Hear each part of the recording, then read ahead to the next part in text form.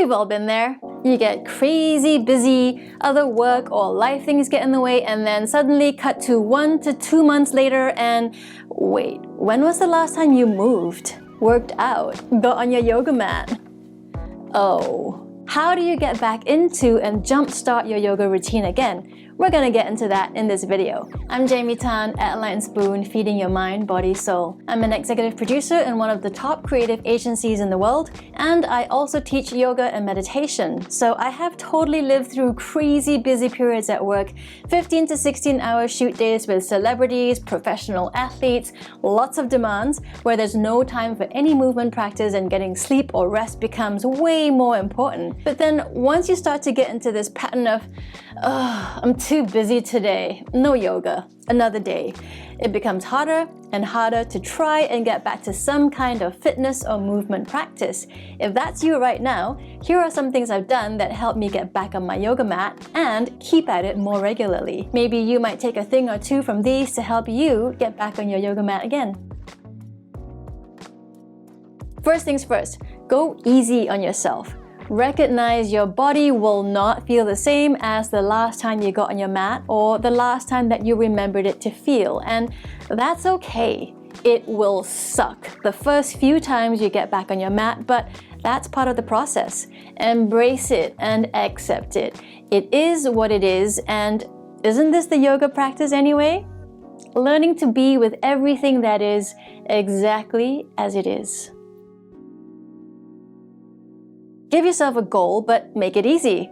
The easier something is to do, the more likely you are gonna do it. And this is research fact on behavior design, especially if you're still going through a busy period right now.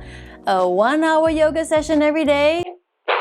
Get real. Start small. Try 5 or 10 minutes daily to begin with, then slowly increase the duration. You might be thinking, 5 or 10 minutes only? What good is that gonna do? But remember, 5 or 10 minutes is still better than nothing. And also remember, we're not just working on physical fitness here. More importantly, we're trying to build a habit. And that's the stuff that takes time to rewire your neural pathways. The easier something is to do, the more likely you're gonna do it. Again and again and again until it becomes second nature. Give yourself time, like a few weeks, to find your rhythm again. Building a personal ritual takes time. And ladies, you might also want to consider where in your cycle you might be.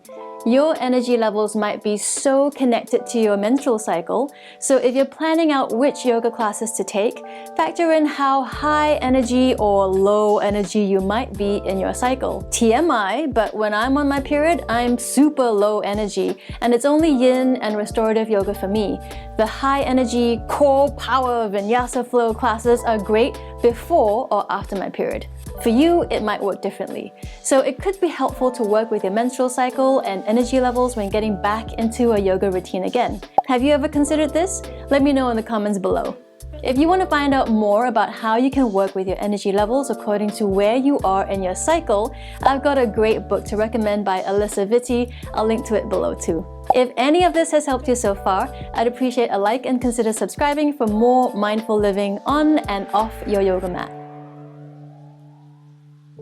If it's not in your diary or Google Calendar, you're not gonna do it. So plan out how many times this week you're gonna practice and schedule it. Even though I have a daily meditation practice that's pretty ingrained by now, I still have it scheduled in my Google Calendar every morning. Out of sight, out of mind.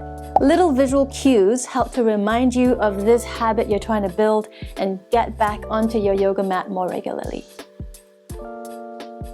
Give your body at least a day of rest before you do anything high intensity again. Rest when you need to. Your body needs time to rest and recover, but you could make this active rest too. Mobility training or stretching like a yin yoga class is a great thing to incorporate into your rest days.